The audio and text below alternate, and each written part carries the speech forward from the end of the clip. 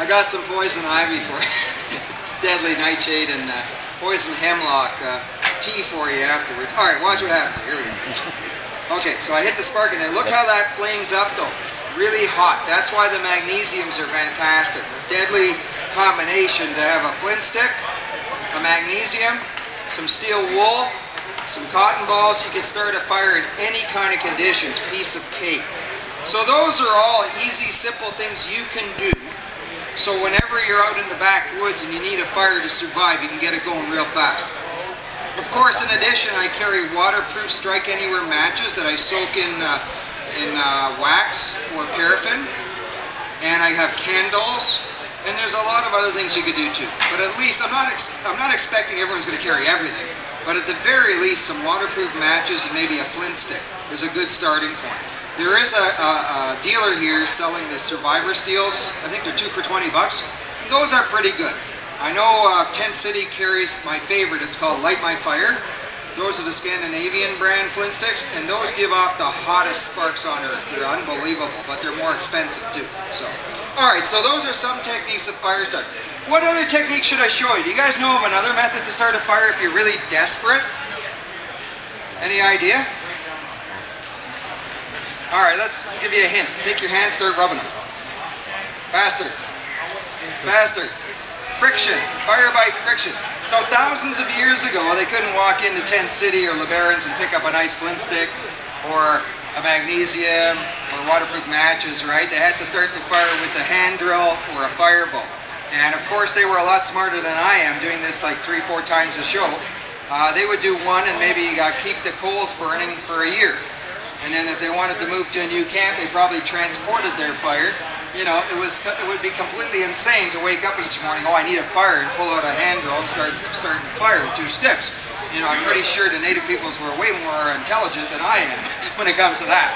But I'm going to demonstrate how you do it anyway. I brought everything here to the show to show you how that's done. So here I have a number of things I could use to start the fire with 2 sticks.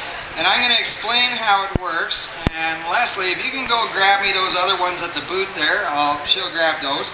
But while she's doing that, I'm going to explain how the whole concept works. So there's a few parts to this whole deal. Alright, first part is a base bore, where you carve a small hole with a notch. The second part is a spindle that you carve one end rough and the other end pointed.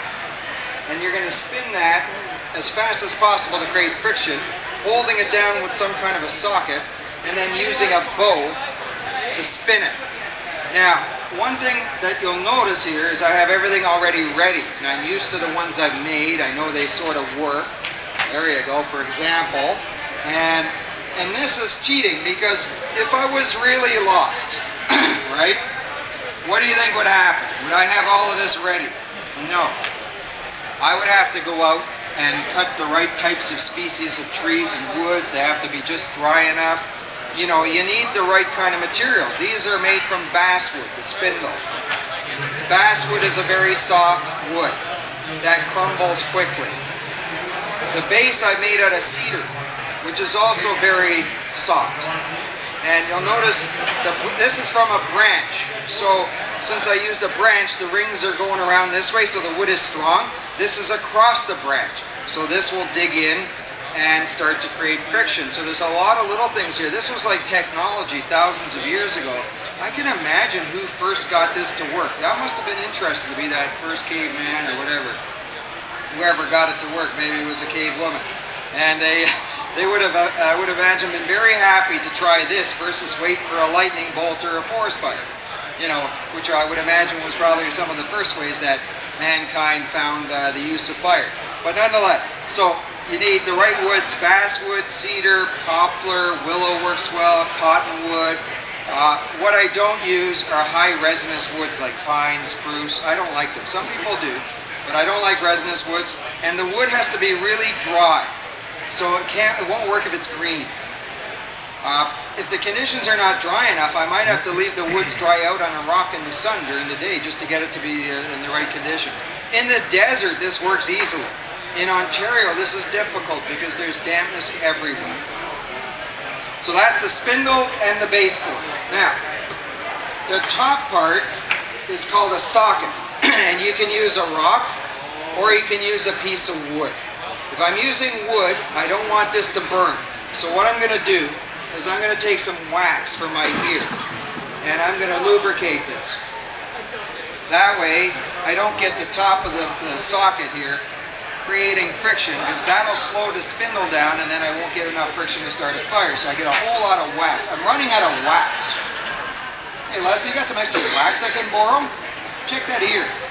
Oh, look at that. That's despicable. Check. You see, look at this one.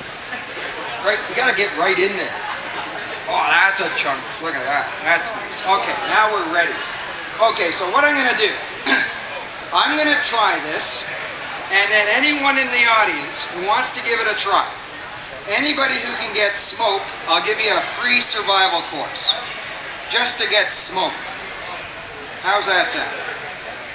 Is that a good deal? I think that's a pretty good deal.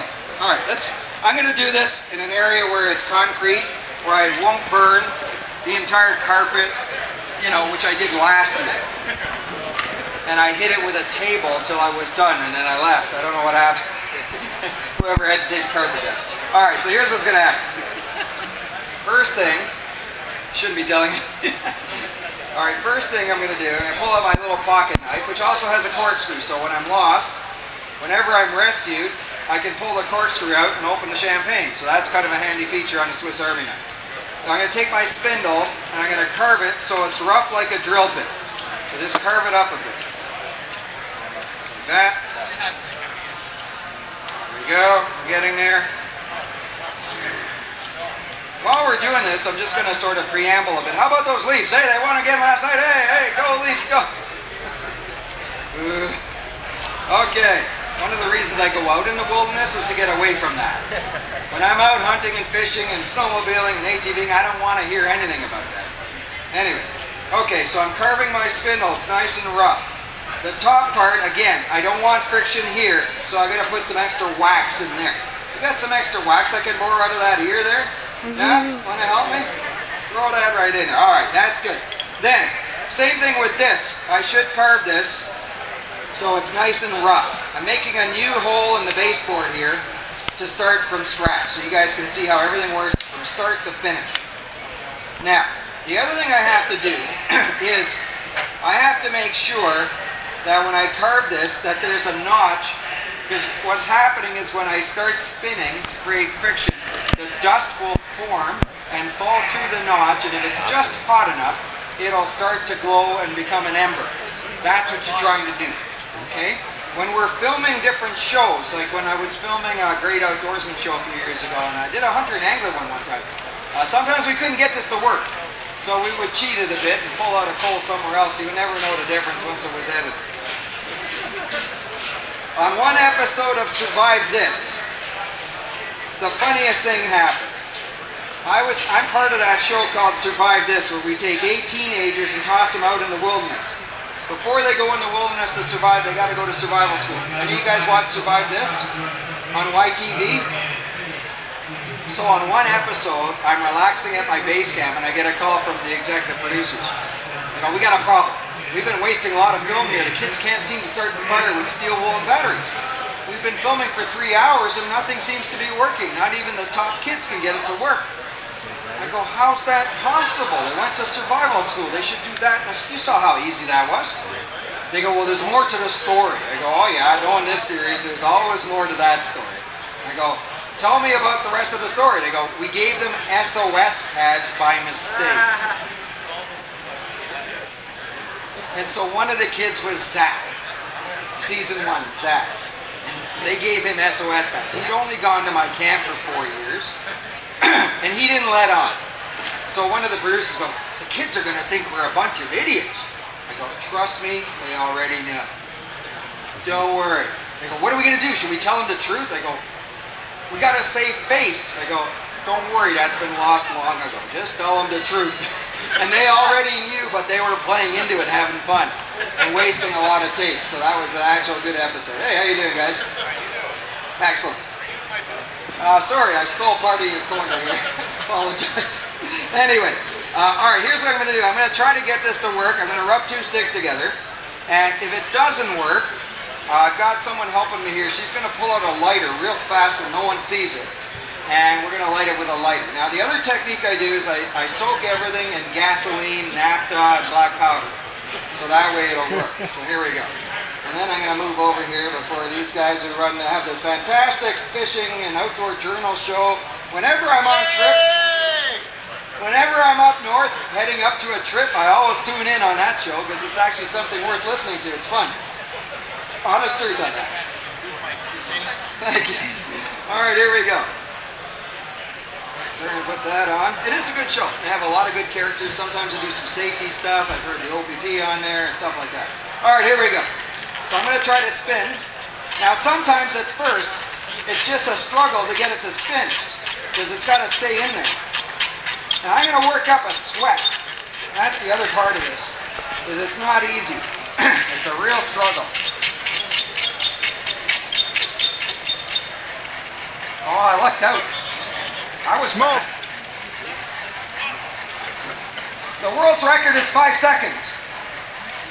But usually the sweat from my forehead falls in first and puts it out. So, okay, here we go.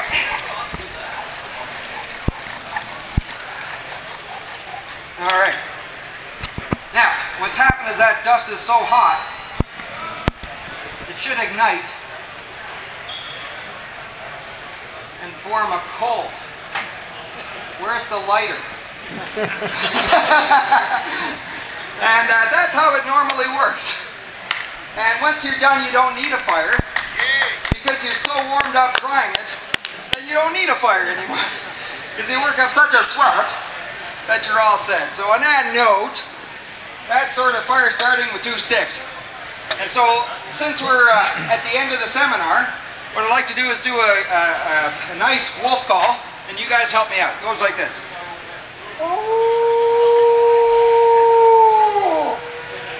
All right, count of 3. Ready, set? 1, 2, 3.